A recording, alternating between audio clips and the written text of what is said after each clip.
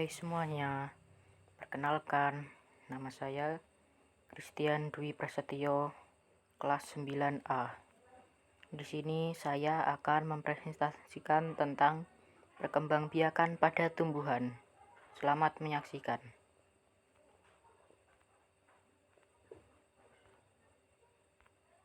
Angiospermae.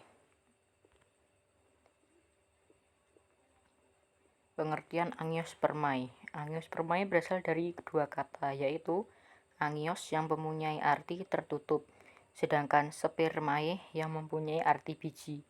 Sehingga dapat kita simpulkan bahwa Angiospermae merupakan golongan tumbuhan yang dapat menghasilkan biji, serta dilindungi dengan karpel atau daun buahnya serta pembuahannya ganda.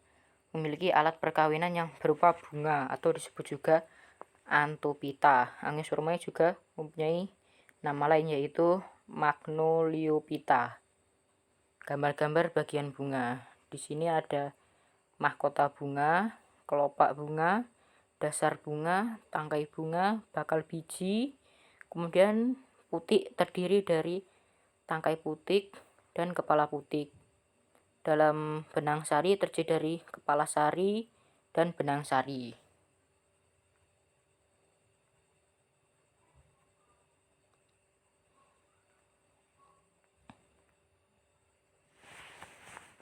Proses perkembangbiakan generatif pada Angiospermae.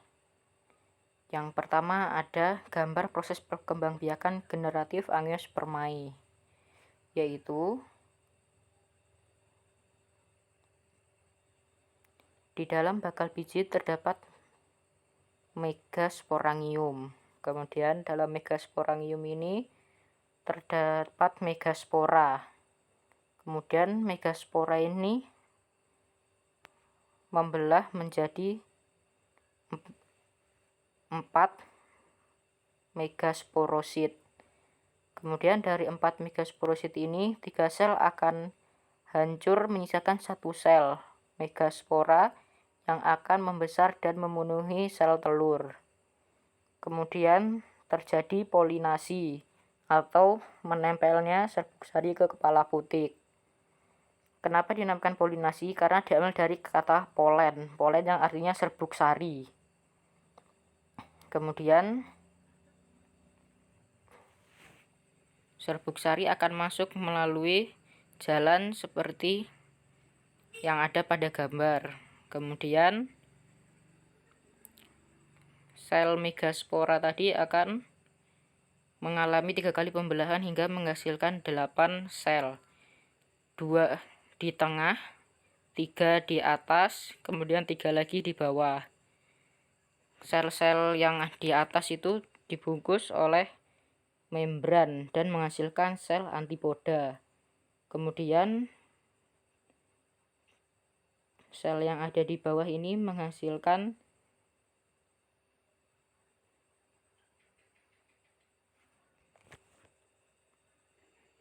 dua sel yang dibungkus oleh membran yang bagian kiri dan kanan yang menghasilkan sinegit. Sinegit berfungsi menghasilkan zat kimia untuk nutrisi sperma.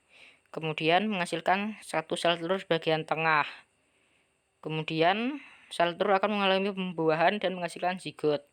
Sedangkan 2 sel yang di tengah akan mengalami pembuahan dan menghasilkan endosperma. Kemudian di gambar sebelahnya terdapat juga gambar siklus hidup tumbuhan Angiospermae. Gymnospermae. Pengertian Gymnospermae. Gymnospermae ini berasal dari bahasa Yunani, yaitu gymnos yang memiliki arti telanjang dan sperma yang artinya adalah biji atau tumbuhan berbiji terbuka yang masuk di dalam kelompok tumbuhan berbiji yang bijinya itu tidak terlindungi oleh ovarium atau bakal buah. Ciri-ciri Gymnospermae. Pertama, berakar tunggang, kemudian alat reproduksi berupa strobilus, tidak memiliki mahkota bunga, memiliki akar, batang, dan daun yang sejati, bakal biji tidak dilindungi. Contoh tumbuhan Gymnospermae. Yang pertama ada pinus, kemudian pakis haji. Proses perkembangbiakan generatif pada Gymnospermae. Yang pertama, tidak memiliki bunga. Yang kedua, alat perkembangbiakan disebut strobilus. 3. Pada pinus dan melinjo ada 2 strobilus, yaitu jantan dan betina. Pada pakis haji, strobilus jantan dan strobilus betina terpisah, tidak satu pohon. Kemudian ada skema siklus hidup tumbuhan Angiospermae.